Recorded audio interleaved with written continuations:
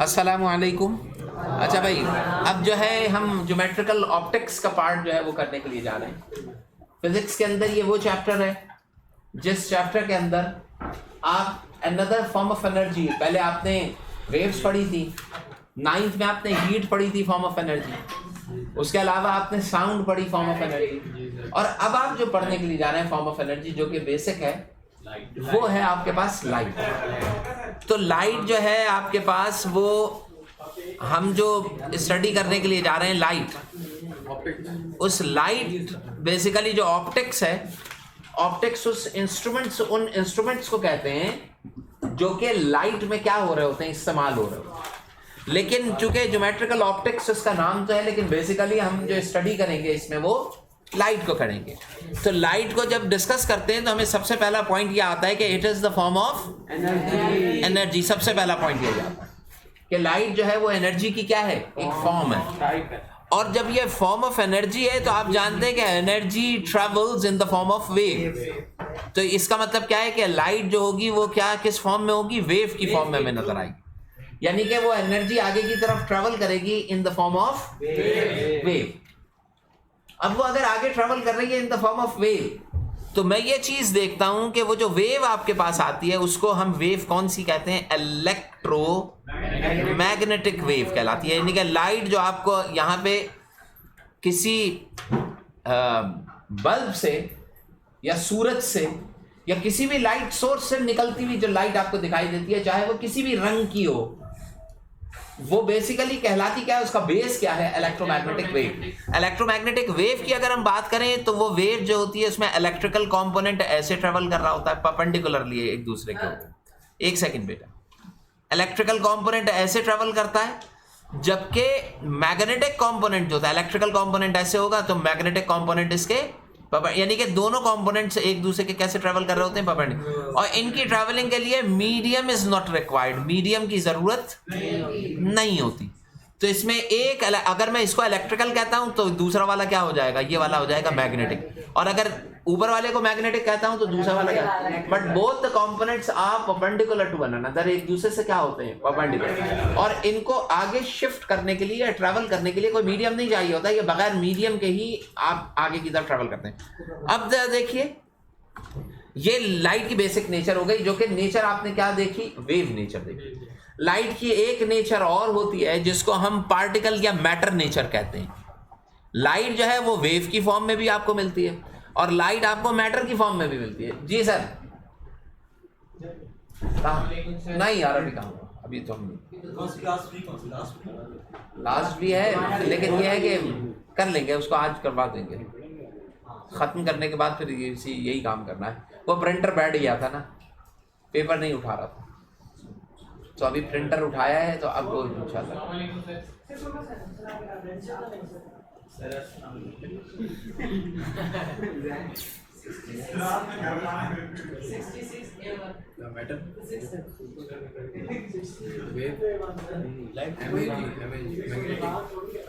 Magnetic field जो क्या होता है सर, ये मैटर आप क्या बता रहे हैं, ये डबल A1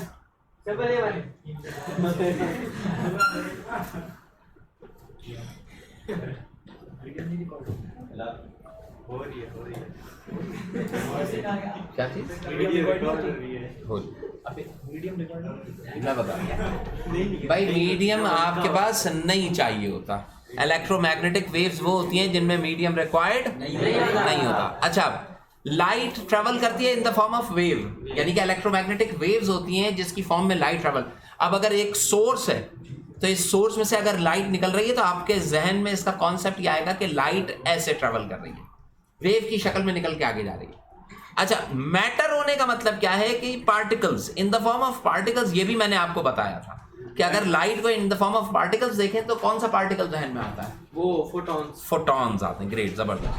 आपका जो पार्टिकल जो जहन में आता है वो फोटॉन। फोटॉन क्या होता है कि एक पार्टिकल होता है जो कि खुद आगे की तरफ क्या करेगा, ट्रैवल करेगा।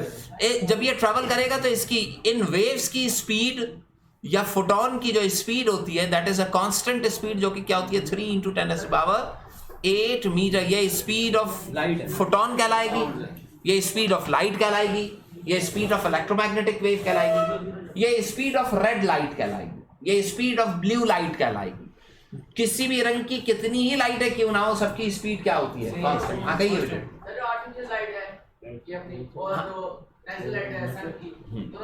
बिल्कुल, देखें आर्टिफिशियल लाइट कुछ नहीं होती। जैसे कि सन के ऊपर भी तो आपके पास हीट प्रोड्यूस होती है ना, वहां पे आप जानते हैं फिजन और फ्यूजन रिएक्शंस परफॉर्म होते हैं, जो कि ह्यूज एक्सप्लोजन्स होते हैं, जिसकी हीट और लाइट यहां तक पहुंचती है। लेकिन हुआ क्या? एक्सप्लोजन ही हुआ ना। अब सपोज कि अगर एक्सप्लोजन नहीं होते तो हो सकता है सूरज के ऊपर, एंड मुमकिन है कि आप ये भी सोच सकें कि लकड़ी की बहुत बड़ी मिकदार वहां पे मौजूद है जो कि जलाई जा रही है और उसकी लाइट या हीट यहां तक पहुंचे, एंड मुमकिन है, हो सकता है। तो ये इसका मतलब ये हो गया कि अगर मैं सन को देखूं तो वो भी सेम सोर्स है, लाइट आर्टिफिशियल नहीं होती। बल्ब को भी मैं जलाता हूं तो जलने से जो लाइट निकलती है वो नेचुरली कहलाएगी, क्योंकि वैसी ही लाइट वहां पर भी बिल्डअप हो रही है। हीट तो सेम नहीं है। आप कोई नेचुरल, अब ये मुझे बताइए कि अगर एक हीट प्रोड्यूस हो रही है किसी हीटर से निकल रही है, तो मैं उस हीट को आर्टिफिशियल हीट नहीं कहूंगा, क्योंकि जो कॉइल हीटअप हुई है और हीटअप होने के बाद उसने हीट को इमिट किया, वो भी नेचुरल हीट ही कंसीडर की जाएगी, कंसीडर नेचुरली की जाएगी। आप उसे ठंडा कर देते हैं ना भाई। आप अगर बहुत ज्यादा हाइट पे चले जाओ जहाज पे, तो आपको जो हवा मिलेगी वो एसी की तरह नहीं होगी, ठंडी होगी ना। शुमाली इलाके में चले जाते हैं, आपको हवा ठंडी मिल रही होती है। मैं उसको आर्टिफिशियल नहीं कहता, हम उसे खुद से कर देते हैं, लेकिन बैकएंड के ऊपर बुनियादी प्रोसेस जो होता है वो सेम होता है। जरा मैं पढ़ा रहा हूं, फोकस जो है वो इस तरफ रखिए। मजाक और जो कहानियां इसको थोड़ी देर के लिए खत्म कर दें।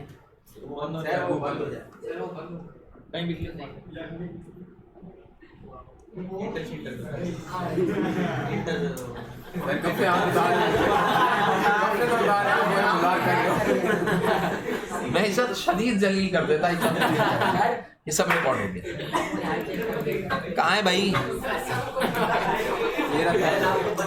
ऑन करो। अच्छा, बात समझ में आ गई। अब लाइट की, एक सेकंड मुझे थोड़ा सा आगे बढ़ना है। लाइट की ट्रैवलिंग जो होती है वो हमेशा स्ट्रेट पाथ पे होती है, ये भी चीज ध्यान में रखें कि लाइट जब भी ट्रैवल करेगी वो कहाँ ट्रैवल करेगी? On a straight path. तो एक मोस्ट इंपॉर्टेंट पॉइंट्स जो आपके पास आ रहे हैं वो आ रहे हैं कि लाइट हमेशा कहाँ ट्रैवल करती है? स्ट्रेट पाथ के ऊपर ट्रैवल करेगी, सीधे रास्ते पे जाएगी हमेशा।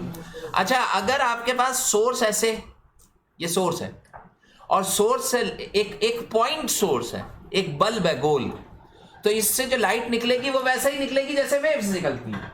आप जानते थे कि जब आप पानी में पत्थर फेंकते थे तो वेव्स गोल नहीं निकलती, तो बिल्कुल एक पॉइंट सोर्स से जो लाइट ओरिजिनेट होगी वो स्प्रेड आउट होगी, फैलेगी। लेकिन हर एक रे, हर एक लाइट की बीम स्ट्रेट डायरेक्शन में क्या करती जाएगी? ट्रैवल करती जाएगी। समझ गए? जी सर। एक और अहम बात लाइट के मुताल्लिक, हमें जो चीजें विजिबल होती हैं, आंख से दिखाई देती है, वो लाइट की वजह से दिखाई देती है। लाइट के अंदर जो फोटोन होता है इसकी एक सर्टेन फ्रीक्वेंसी होती है, ये वाइब्रेट कर रहा होता है, चलता तो आगे, लेकिन आगे चलते हुए ऐसे ऐसे या यूं वाइब्रेट करता हुआ चलता। हर फोटोन की अपनी फ्रीक्वेंसी होती है। अच्छा, अगर वो फोटोन मेरे लिए आंख से दिखाई दे रहा है तो वो विजिबल है। मसलन रेड कलर जो होगा लाइट का, उसके फोटोन किस रंग के होंगे? रेड। अब आप देखिए कि ब्लू फोटोन ब्लू कलर के होंगे, लेकिन कोई फोटोन मुझे रेड या ब्लू कलर में दिखाई क्यों देता है? इसकी फ्रीक्वेंसी की वजह से। अब सपोज ये मैं एक ऐसे ही वैल्यूज ले रहा हूं, सुने भाई, ये मैं ऐसे ही वैल्यूज ले रहा हूं। सपोज कि मैं मिनिमम वैल्यू लेता हूं फ्रीक्वेंसी की 20 और मैक्सिमम वैल्यू ले लेता हूं 20,000। सपोज ऐसा फोटोन जो जिसकी फ्रीक्वेंसी 20 से लेस होगी वो इनविजिबल होगा, नजर नहीं आएगा। अब जैसे ही तुम्हें उसकी फ्रीक्वेंसी 20 वाइब्रेशन आई, तुम्हें ये किस कलर में दिखाई देगा? Red colour. अब तुम 20 से इसको बढ़ा के 100 तक ले गए तो इसने अपने कलर को, भाई इधर,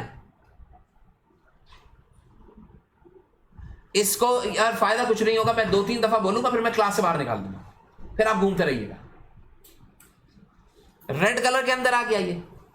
अब अगर मैंने फ्रीक्वेंसी बढ़ा के 100 की तो ये रेड से किस में कन्वर्ट हो जाएगा?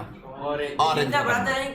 फ्रीक्वेंसी बढ़ाते जाऊंगा कलर क्या होता है, लेकिन फ्रीक्वेंसी बढ़ने से इलेक्ट्रॉन की स्पीड पे कोई इफेक्ट नहीं, हर लाइट की स्पीड कांस्टेंट होती है। अब और चेंज करोगे तो ऑरेंज से और मैंने फ्रीक्वेंसी बढ़ाई तो ये ऑरेंज से होते होते ग्रीन के अंदर चला गया, ग्रीन से और बढ़ाया तो होते होते ग्रीन से चेंज हो गया ये ब्लू की, और आखिर में ब्लू से वॉलेट, यानी कि ब्लू से वॉलेट हुआ। वॉलेट की फ्रीक्वेंसी सपोज कितनी आई 20,000, अब 20,000 से 25,000 पे जाओगे तुम तो ये दोबारा से इनविजिबल हो जाएगा, यानी कि मुझे नजर नहीं है। तो इसका मतलब क्या है कि अल्लाह ताला ने हमारी जो आंख बनाई है वो एक सर्टेन विजिबल रेंज के अंदर रखी है जिसमें मुझे चीजें दिखाई देती हैं।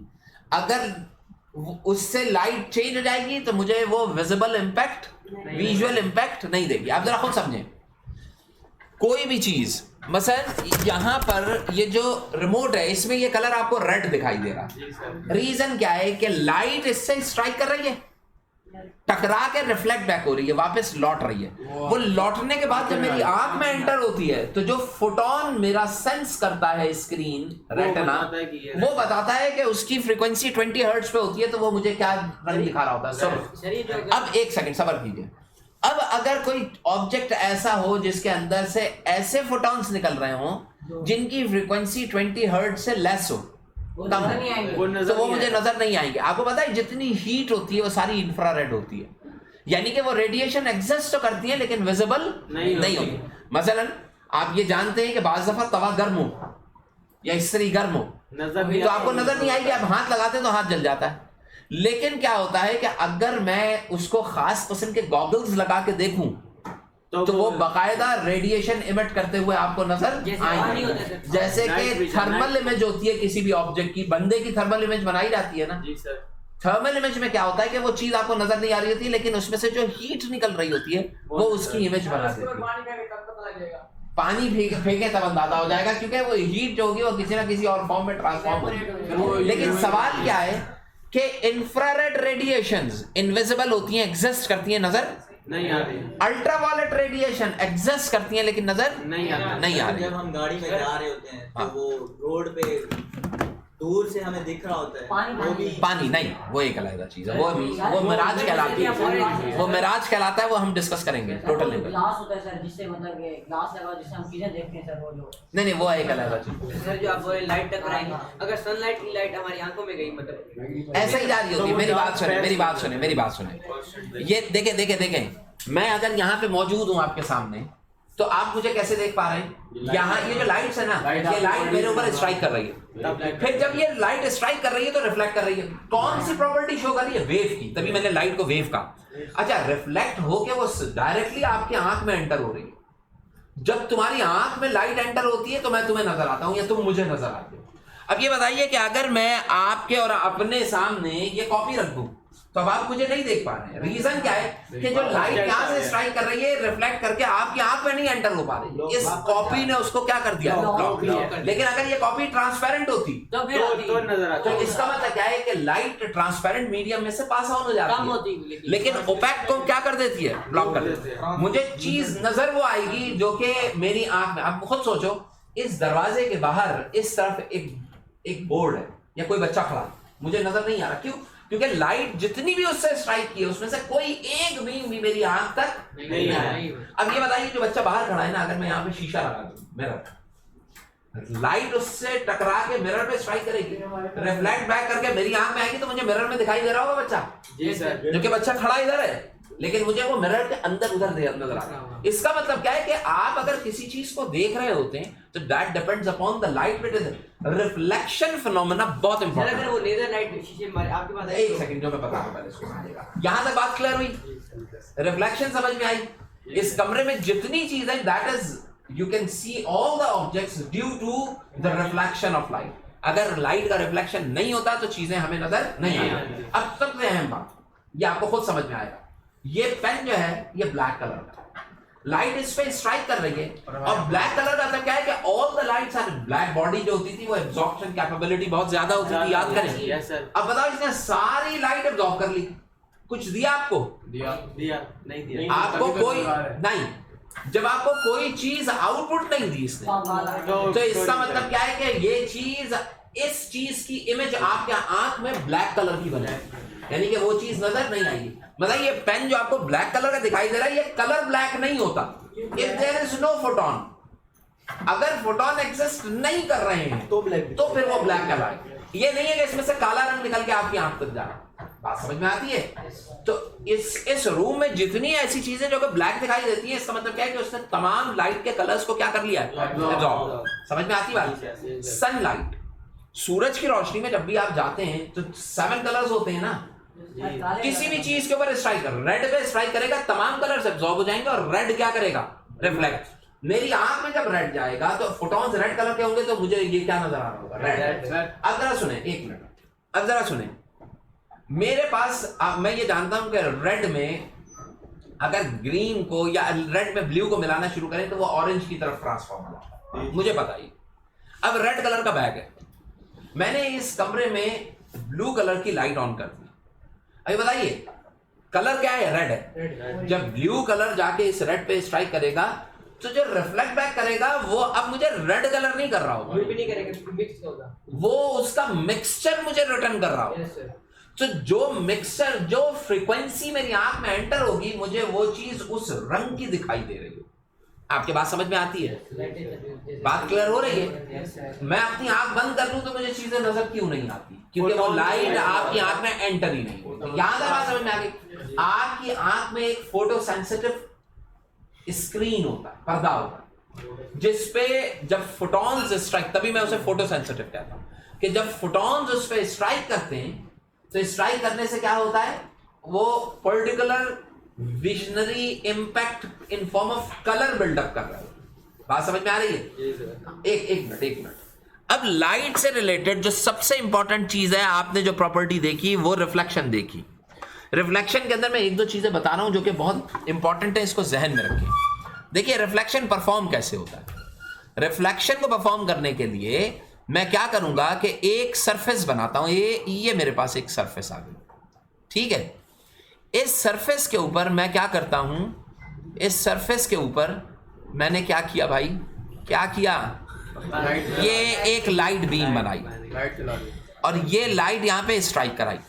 अच्छा, जो लाइट स्ट्राइक करने आ रही है ना, इस लाइट को मैं कहता हूं इंसिडेंट रे कहलाती है। रे का मतलब क्या, एक लाइट की बीम है। अब ये बताइए, जिस सोर्स से आ रही होगी, इस सोर्स के ऊपर तो इनफाइनाइट बीम्स जा रही होंगी चारों तरफ, लेकिन जब मैं किसी चीज को स्टडी करता हूं तो सब एक साथ तो नहीं पढ़ूंगा ना, मैं एक बीम निकाल देता हूं और उस एक बीम को मैं क्या कराता हूं, यहां पे जिस पॉइंट पे स्ट्राइक कर रही है, इस पॉइंट को मैंने क्या कह दिया, ओ। इस रे को क्या कह दिया, इंसिडेंट बीम। ये एक सरफेस है जिसपे स्ट्राइक, सरफेस की क्या कैपेबिलिटी है, इट रिफ्लेक्ट बैक। यहां पे कौन सा फिनोमेना परफॉर्म होगा, रिफ्लेक्शन का। अब जब लाइट रिफ्लेक्ट होने के लिए जाएगी, रिफ्लेक्ट हो रही है, जब ये रिफ्लेक्ट होने जाएगी तो ये कुछ रूल्स या लॉस को क्या करेगी, फॉलो करेगी। वो रूल्स क्या है, ये मैं आपको बता रहा हूं। लाइट इनको फॉलो करती है, लेकिन लाइट वो फॉलो करते हुए आप देख नहीं पा रहे होते, लेकिन लाइट उसको फॉलो कर रही होती। कैसे? लाइट सबसे पहले यहां पर एक नॉर्मल ड्रॉ करेगी। क्या ड्रॉ करेगी? जिस पॉइंट पे स्ट्राइक किया ना, इस पॉइंट के ऊपर लाइट जो है वो एक नॉर्मल ड्रॉ करेगी। तो लाइट को तो यूं जाना चाहिए। अब लाइट को तो नहीं पता है नॉर्मल, लेकिन आप अपने जहन में खुद सोचेंगे कि लाइट का ये अपना काम है कि it will draw a normal at that location.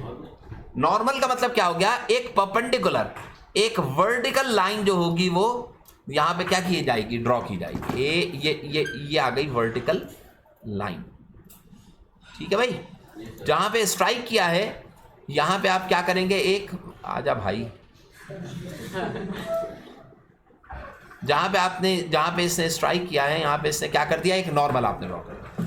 जब आपने नॉर्मल ड्रॉ किया तो ये लाइट ने भी समझिए हाइपोथेटिकल एक नॉर्मल ड्रॉ किया होगा, ठीक है। यहां पे जो एंगल बनेगा, ये वाला angle, this angle which is made by the incident beam and normal, this angle is called angle of incidence. तो अगर कोई पूछे कि what is angle of incidence, तो आप क्या कहेंगे, the angle between incident beam and the normal drawn on the surface, and normal is a perpendicular, normal is a 90-degree line which is being perpendicular to the surface. Now the angle these two between is called angle of incidence. समझ गए? Now reflection phenomena is going to be done है। एक minute, अब मैंने क्या करना है, reflection perform करना है। तो देखिए भाई, रिफ्लेक्शन के लिए क्या करूंगा, ये लाइट यहां से रिफ्लेक्ट बैक कर जाएगी, लेकिन ये बिल्कुल अंधी में रिफ्लेक्ट बैक नहीं करेगी अपने तई, नहीं, सेम एंगल में, उसी सेम। ये पहले क्या करेगी लाइट, समझेंगे खुद कि लाइट यहां पे एंगल बकायदा डी से मेजर करेगी अपने तई, अपने तरीके से लाइट इस एंगल को मेजर करके it reflect back with the same refraction angle, reflection angle. यानी कि अगर ये 30 डिग्री है तो ये भी कितना होना चाहिए, 30, अगर ये 50 है तो ये भी कितना होना चाहिए, इक्वल होगा, अगर ये 20 है तो ये भी कितना होना चाहिए। रिफ्लेक्शन हो रही है तो इसका मतलब क्या है, angle of incidence and angle of refraction should be equal, and these are the angles. It is the angle between incident beam and the normal, and it is the angle incident वो refracted beam है, इसको हम कौन सी beam कहेंगे, reflected ray. ये कौन सी रे कहलाएगी, रिफ्लेक्टेड रे। तुम्हें समझ में आई बात। तो एक इंसिडेंट रे हो गई और एक कौन सी हो गई, रिफ्लेक्टेड। अच्छा, आप में से बाज लोग ये सोचते हैं, जैसा हम भी ये सोच रहे थे कि भाई ये जो सरफेस है इसके साथ ही एंगल मेजर कर लेते। नहीं, मुझे क्या जरूरत थी कि मैंने नॉर्मल ड्रॉ किया। भाई अगर मैं सरफेस से एंगल ड्रॉ करता तब भी ये वाला एंगल और ये वाला एंगल भी क्या हो जाते, सेम।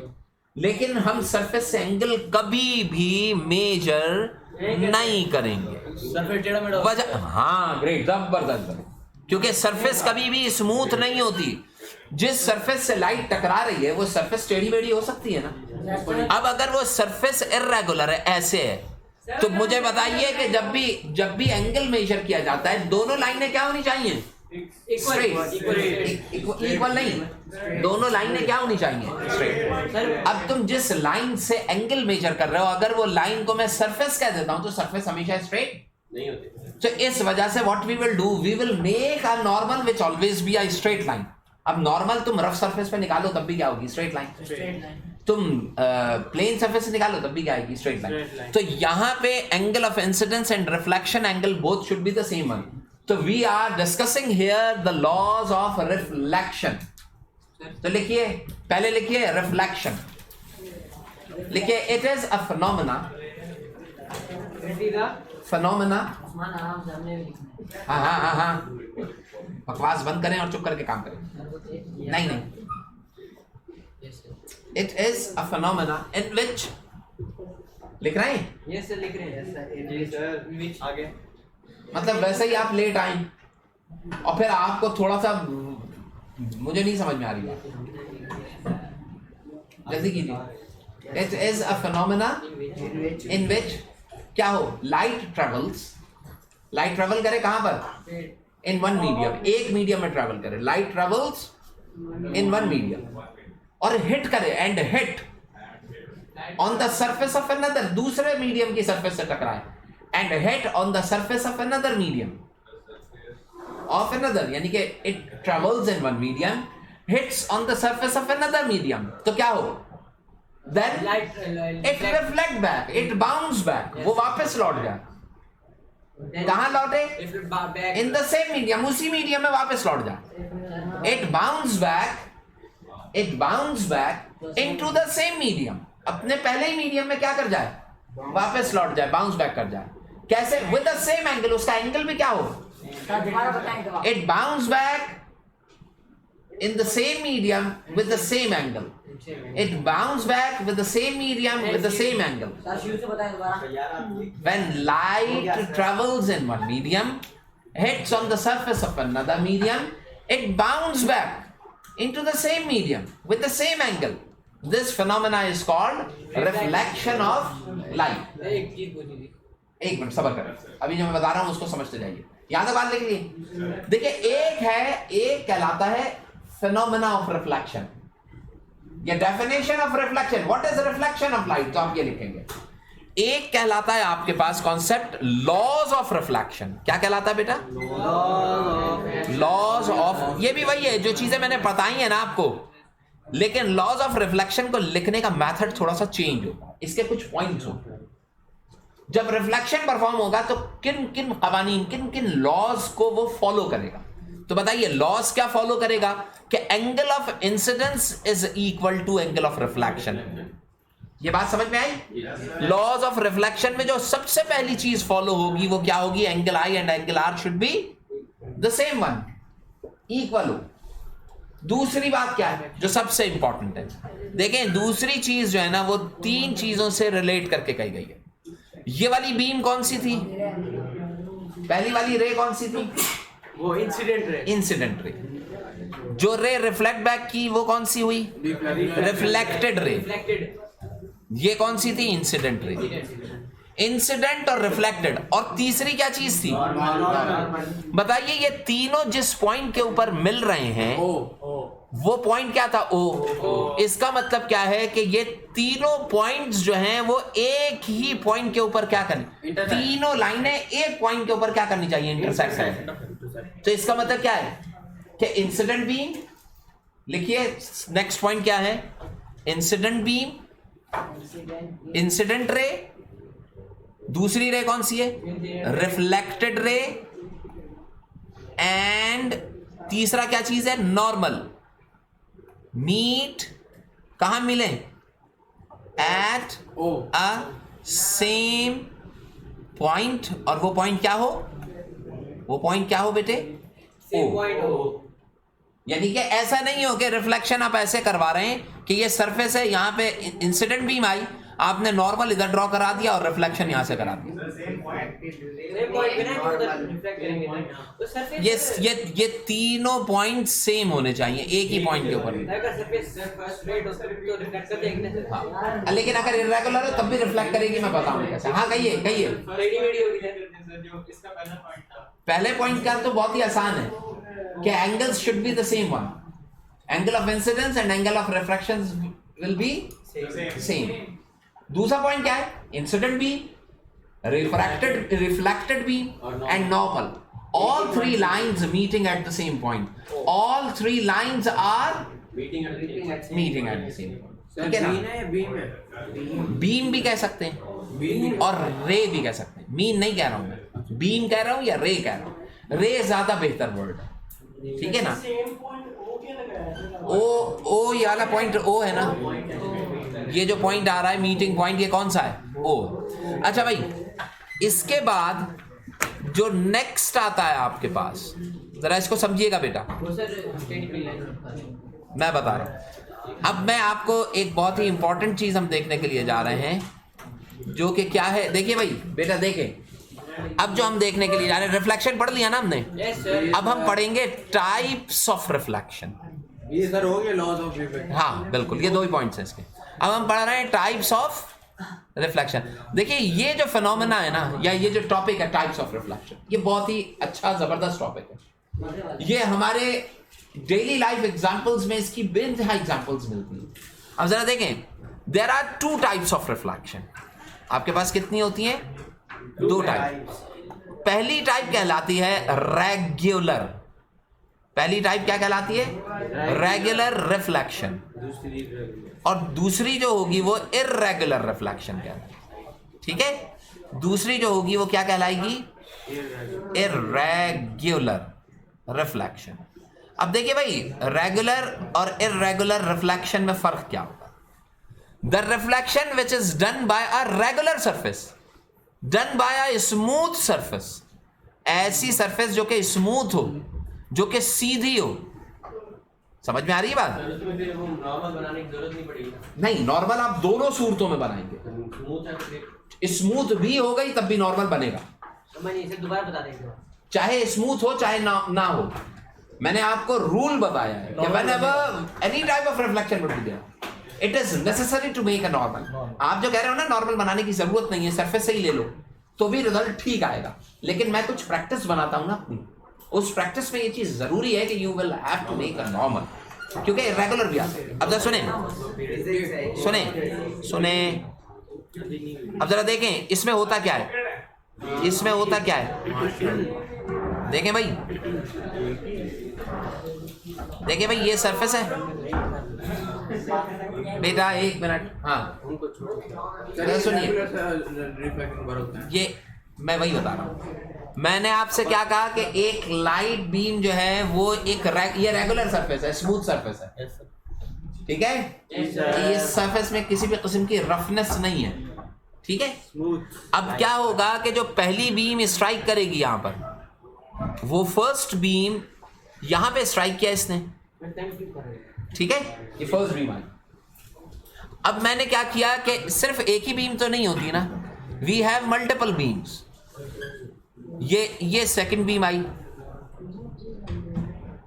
यार हाँ ये आई, देखें ये सेकंड बीम आई। इसी तरीके से ये आपके पास आ गई थर्ड एंड फोर्थ बीम। इसका मतलब क्या है कि लाइट जो है ना वो बीम की शक्ल में आ रही है जिसमें मल्टीपल रेज हैं।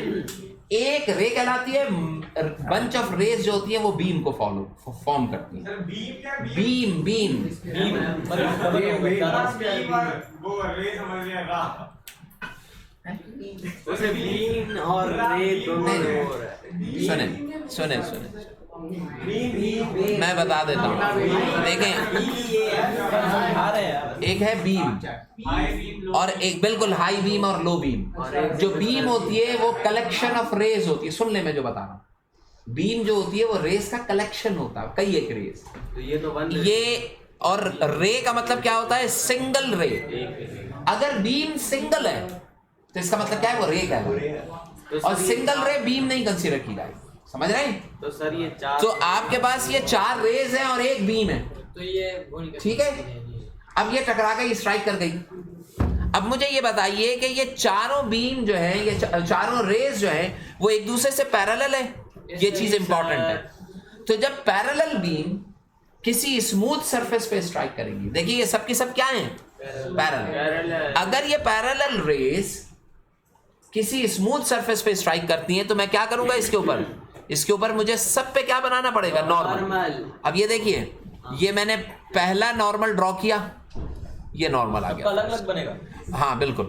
अब ये देखिए भाई, ये इसका आ गया, ये दूसरा नॉर्मल, फिर ये इसका आ गया, तीसरा नॉर्मल, एक, फिर हम क्या करेंगे, इसका ये थर्ड नॉर्मल बनाएंगे और फिर ये हम इसका फोर्थ नॉर्मल बनाएंगे। वालेकुम अस्सलाम। सर रेगुलर चल रहा है, बीच में मिस हो जाएगा। काइंडली अगर कुछ हो सके तो तुम्हें वो है ना, ऊपर लगा लो ना, तार ऊपर मौजूद है, वो नहीं है HDMI केबल नहीं है। मैंने एक लैपटॉप HDMI का रखा है, वो डॉक्टर नहीं है। अभी थोड़ा सा कर लें सर, आज कर लें, फिर आएंगे से नेक्स्ट टाइम फिर इसको देख के कुछ सेटिंग करेंगे। मैं केबल ले आऊंगा तो केबल के रिलेटिवली फिर इसको देख के क्रोमकास्ट नहीं है, वो कहाँ होगी, ठीक है भाई।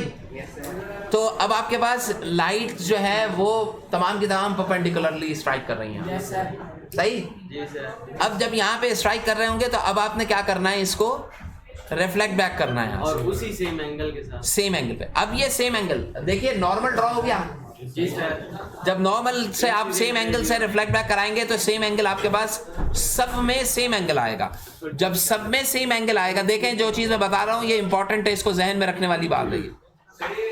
और सर ये रिफ्लेक्ट हो रही है, ये 4 बीम आई थी तो चारों बीम्स रिफ्लेक्ट हो गई। अब देखो इसमें एक सेकंड, इसमें सबसे इंपॉर्टेंट पॉइंट क्या आया कि पैरेलल बीम आफ्टर रिफ्लेक्शन क्या रही, पैरेलल। ये सबसे मेन पॉइंट है। If you want to check कि रिफ्लेक्शन इज अ रेगुलर, तो what you will do, you will just strike the parallel rays if after reflection. देखिए तमाम नॉर्मल्स वर्टिकल हैं, आपस में पैरेलल हैं, जी सर, समझ गए। जी सर। इस रिफ्लेक्शन को मैं क्या कहूंगा, रेगुलर रेगुलर।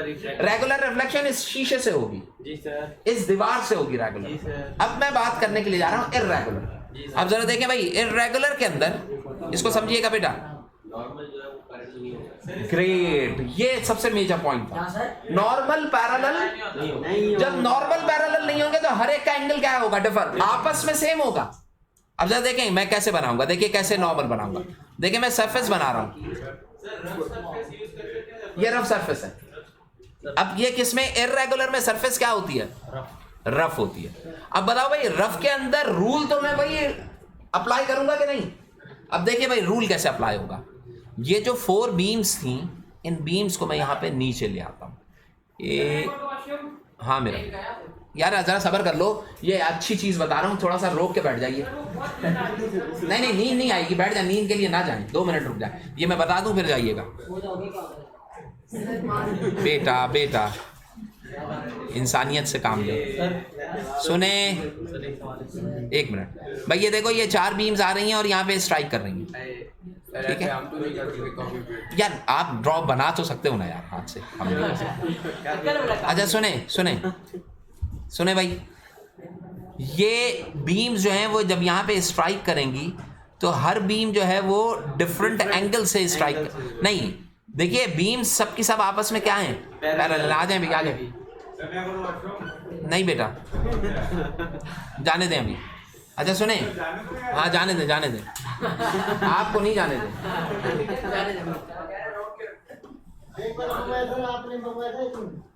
पता नहीं यार, जो मंगवाया था वो वहाँ पे तैमूर के रूम में रखा है, मेरे ख्याल में वो खराब हो गया था सर, वो चलने।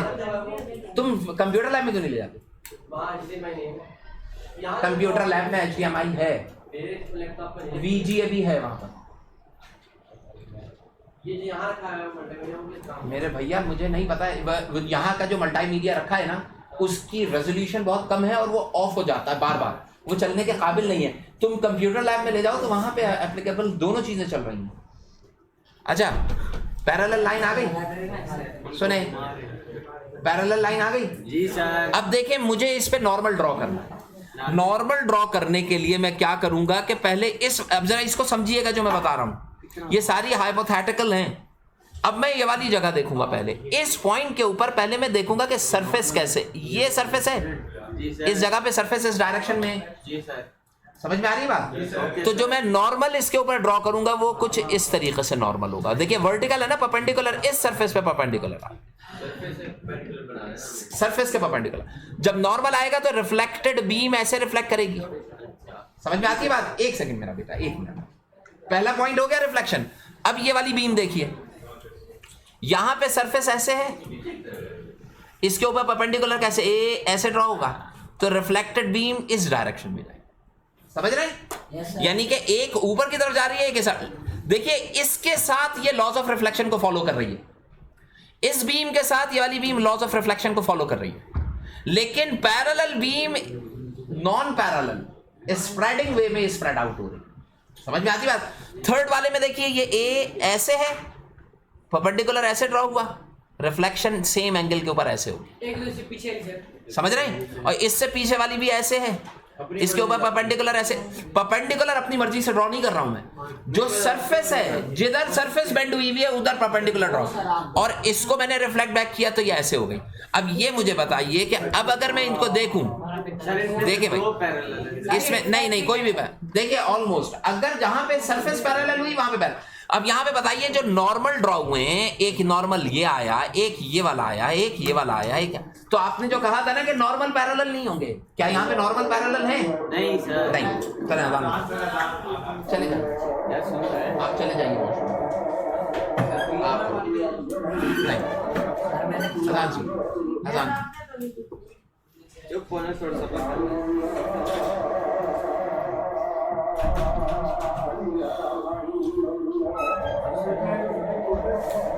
देख अजान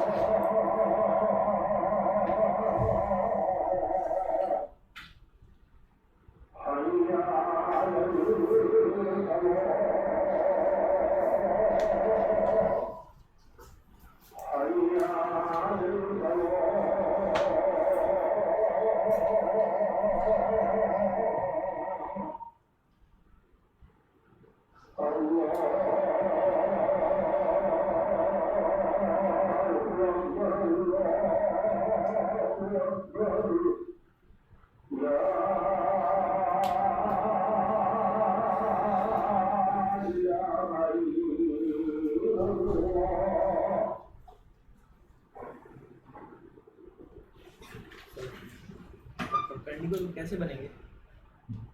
जो पैच जहाँ पे लाइट स्ट्राइक कर रही होगी उस जगह का पैच मैं निकालूंगा, देखूंगा कि उस जगह सरफेस कैसी है।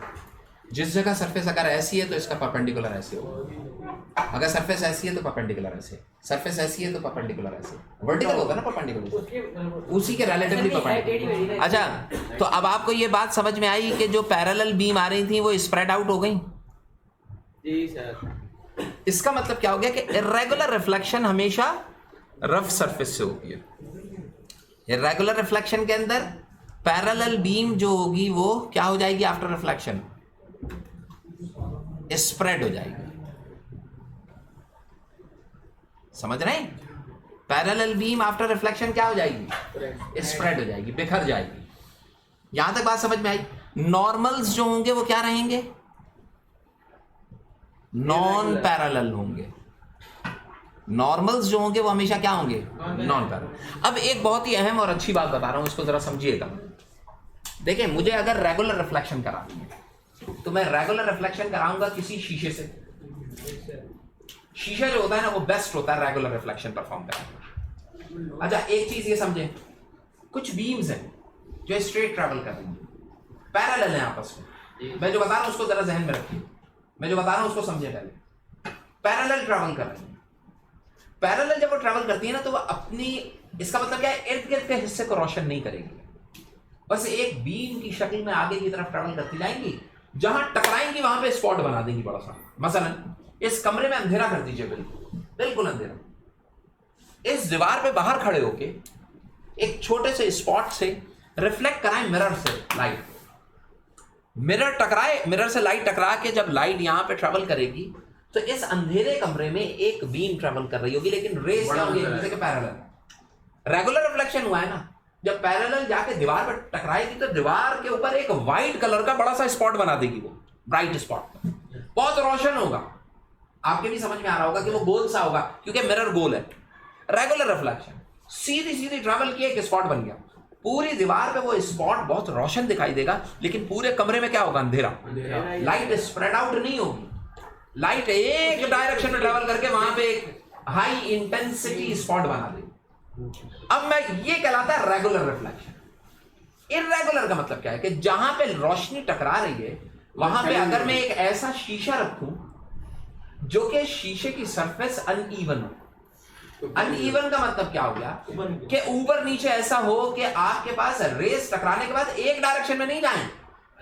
अब मतलब मैंने वहीं पर जहां पे स्पॉट बन रहा था वहां पे एक और शीशा थोड़ा सा बेंड करके रख दिया, तो वो जो स्पॉट यहां बन रहा होगा वो ट्रेवल करके यहां पे बन जाएगा स्पॉट, लेकिन पूरे कमरे में अंधेरा रहेगा, सिर्फ आपको एक बीम जाती हुई नजर आ रही है, स्प्रेड नहीं हो रही होगी, कमरे की दूसरी चीजें रोशन नहीं होगी। लेकिन जहां पे वो पहले स्ट्राइक कर रही थी, यहां आपने शीशा रखा, उसकी जगह अगर आप अनइवन सरफेस रख दे, एक ऐसा टेढ़ा मेढ़ा सा शीशा जो कि ट्रांसल्यूसेंट शीशे नहीं कहलाते ऐसे, जिसमें आर पार दिखाई नहीं दे रहा होता, लेकिन शीशे होते हैं और उनके ऊपर डिजाइन बने हुए होते हैं। ये डिजाइन क्या होते हैं, किस लिए बनाए जाते हैं, रेस को इर्रेगुलरली रिफ्लेक्ट। अब बताइए, अगर मैंने टेढ़ा मेढ़ा शीशा कर दिया तो वो जो 10 रेस आके टकराएंगी वो एक डायरेक्शन में नहीं जाएंगी, वो स्प्रेड हो जाएंगी।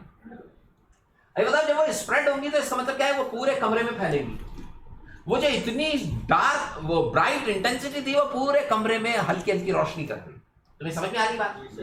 यानी कि वो जो इर्रेगुलर रिफ्लेक्शन जो होता है, जो सरफेस पे टकरा के स्प्रेड आउट होती है, वो असल में आपको विजिबिलिटी को इनहांस कर रहा हो। मेरे रूम में जितने ज्यादा इर्रेगुलर रिफ्लेक्शन होंगे, सरफेस जितनी अनइवन होगी, वो कमरा उतना ही रोशन और साफ दिखाई देगा। अब आप बताइए, अगर मैं ये तमाम लाइट्स ऑफ कर दूं, आप जरा समझिएगा इसको, सारी लाइट्स ऑफ कर दूं, इसके बावजूद हम और आप एक दूसरे को देख सकेंगे क्योंकि इसमें से लाइट आ रही है। ये लाइट कौन सी है, सूरज की है। क्या सूरज यहां से डायरेक्ट दिखाई दे रहा है मुझे? नहीं, सूरज की रोशनी इस बिल्डिंग पे टकरा रही है, टकराने के बाद वो इर्रेगुलरली रिफ्लेक्ट कर रही है, और वो कोई ना कोई आपको इस कॉर्नर के ऊपर बनते हुए नजर आ रहे हैं ना, हल्के हल्के से साए, ये जो साए बन रहा है ये असल में किसकी रोशनी है?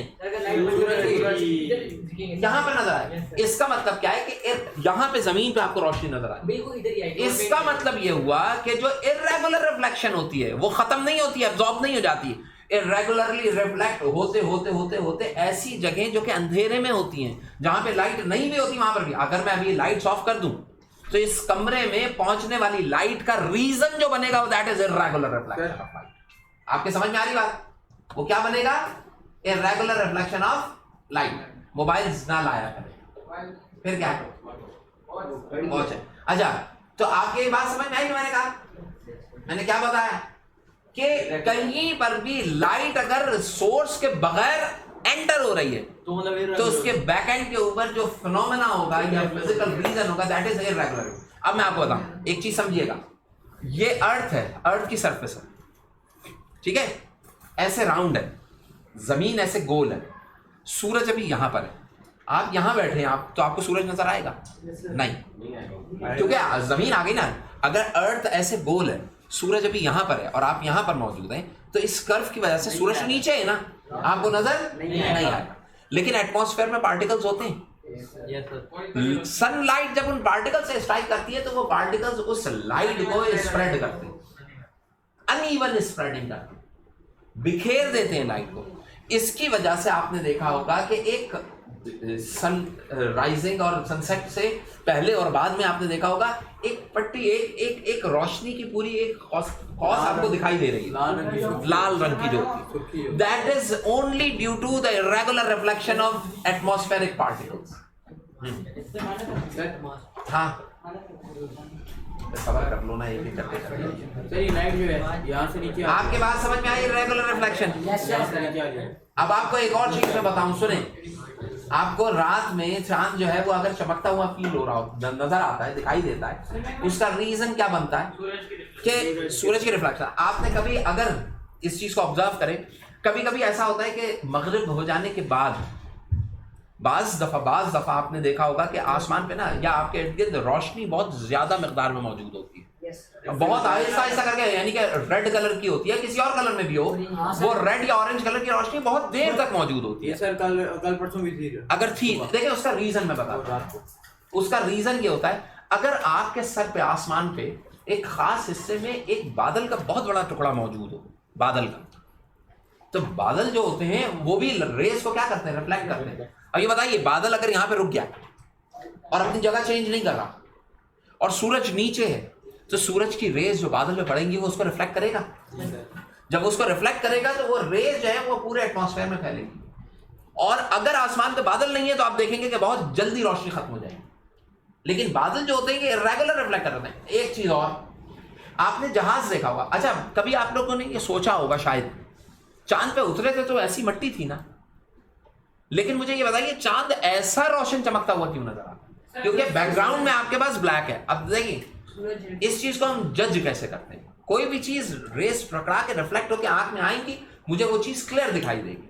चांद से रोशनी टकरा के रिफ्लेक्ट बैक करती है, तभी वो मुझे गोल क्लियर दिखाई देता है। चांद तो देखिए जहाज देखा है ना आपने, वैसे काला है, वैसे काला है, तो सर लाइट रिफ्लेक्ट क्या दिखाई नहीं, लेकिन पूरा काला नहीं है, उसके अंदर कुछ लाइट एब्सॉर्ब होने के बाद कुछ रिफ्लेक्ट बैक करती है।